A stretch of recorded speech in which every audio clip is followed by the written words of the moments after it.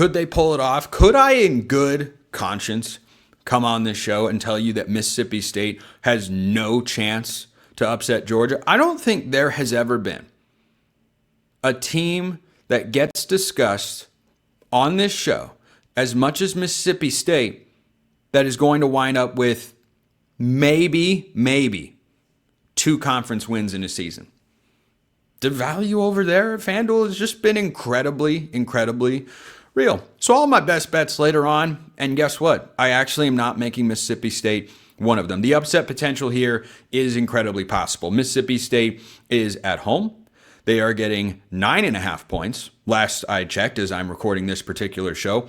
I think that's slightly too many, given that Georgia has really all year kind of followed the same game script over and over. You know who they remind me of?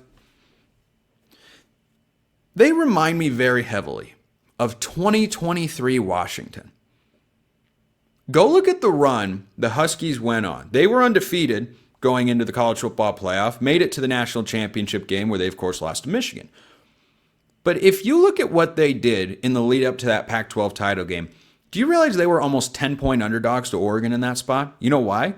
Because they kept getting down, and Vegas thought, this dam's going to break. There are cracks in the stone, and water's starting to get through.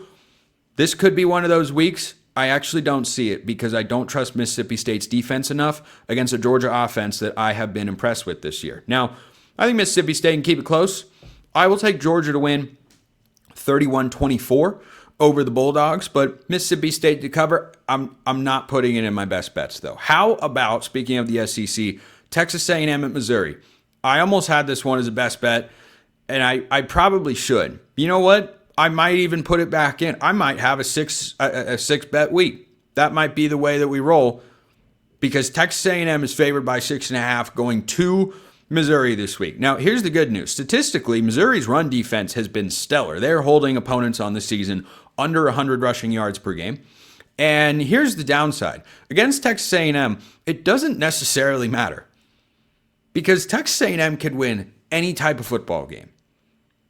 They could lean on their run game with their backs. They could have Marcel Reed run around a bunch. They could move the chains with scrambles. He could throw the ball really well. They are explosive through the air. Colin Klein's been dialing up the shots, and Marcel Reed's been hitting them when he needs to. Or this could turn into a slugfest. Bo Perbula not going to play in this game.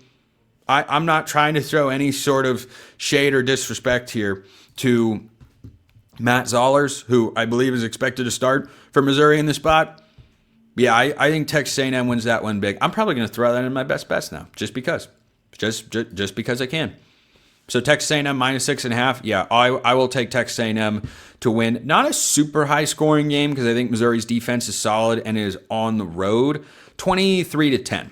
23-10. I think Texas A&M gets that one done. Northwestern travels to USC. I think this game will be close for a little, and then USC will pull away. Trojans, 38-20 over Northwestern. I think they will cruise on Friday night in Los Angeles.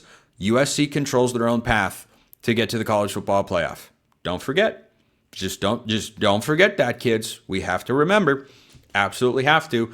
I think Oregon will go to Iowa this week and win 24-13. I like the Ducks over the Hawkeyes. I don't think Iowa's offense, stop me if you've heard this before, I know it's a new era and the points have been there. I don't think against the Oregon defense, Iowa can go up and down the field enough. Weather could make that one crazy. That's the sort of game that if the weather gets wild, Iowa could absolutely pull the upset 10-8 or 10-9, something wild like that. But I think Oregon off a bye, Iowa also off a bye, and it's at in Iowa City at Kinnick Stadium. I think that Oregon will find a way to get that one done. Auburn at Vanderbilt. Oh my goodness. The temptation is real. The temptation is very real. I talked about this game. I talked about the Wake Forest Virginia game.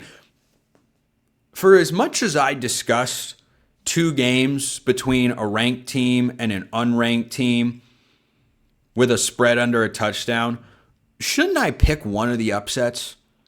Shouldn't that just go in line? I feel like I'd go crazy if somehow one of these squads pulls it off, either Wake Forest or Auburn, and then I look back and go, well, I talked about the very real possibility and then didn't do it. I'm not going to doubt UVA again. I did that once. So you know what? I'm picking the Auburn Tigers. I'm picking DJ Durkin as the interim head coach at Auburn, who I'm sure would love to try and get that head coaching job. This would be the moment to do it. I think his team plays inspired football. Vanderbilt plays complete team football. They are not, as Texas showed us last time out, they are not as talented in the trenches on both sides as they need to be. Auburn is. Auburn, like a number of teams like Penn State or UCLA even earlier this year, there are a number of examples, that Florida, LSU, they weren't missing the talent, they were just missing the coaching. Is the coaching going to show up? So I'll take Virginia to win close against Wake Forest, 23-20. I'll take Auburn to upset Vanderbilt and knock the Commodores out of the playoff picture. Auburn finds a way, 21-17. LSU at Bama, Bama rolls. Bama rolls. I thought about this one earlier this week. Bama at home, though. Kalen DeBoer's a guy that wins. And look, sometimes it gets close. Sometimes it gets ugly, and he finds a way to win those one-possession games, kind of like Kalani Sitake at BYU. But I think Bama at home, off a bye in this spot, goes out and just finds a way to throw for a lot more yards than LSU will in this game. New offensive coordinator or not, I can see how it gets crazy. I am not fully there. So give me Alabama over LSU, 27-13, win and cover the 9.5. And the group of 5 games, last but certainly not least. Tulane goes to Memphis. Oof. I thought about this one a lot. I thought about this one a good deal. Playoff implications. Winner will be ranked, I believe, in the playoff rankings next week. They'll be in my top 25. I can guarantee you that right now. Winner of this game will probably knock Tennessee out of the top 25. So I'm going to go with Tulane to bounce back on the road. John Sumrall, big name in coaching circles. His team looked a little distracted last time out against UTSA. I think they find a way to go and beat Memphis in this spot. Look for Jake Retzloff's legs to be a big factor. And I think Tulane wins 31-28 over Memphis. And finally, in the Group of 5 playoff games that I'm talking about this week, playoff implications, I should say, San Diego State at Hawaii, man. Hawaii can score a little. San Diego State can defend a lot. I will make someone prove me wrong. I will not pick against the Aztecs and that defense again. I don't think it's a super high scoring game. 20-10. 20-10. San Diego State goes to Honolulu, gets a win. Those are the big game picks for the week.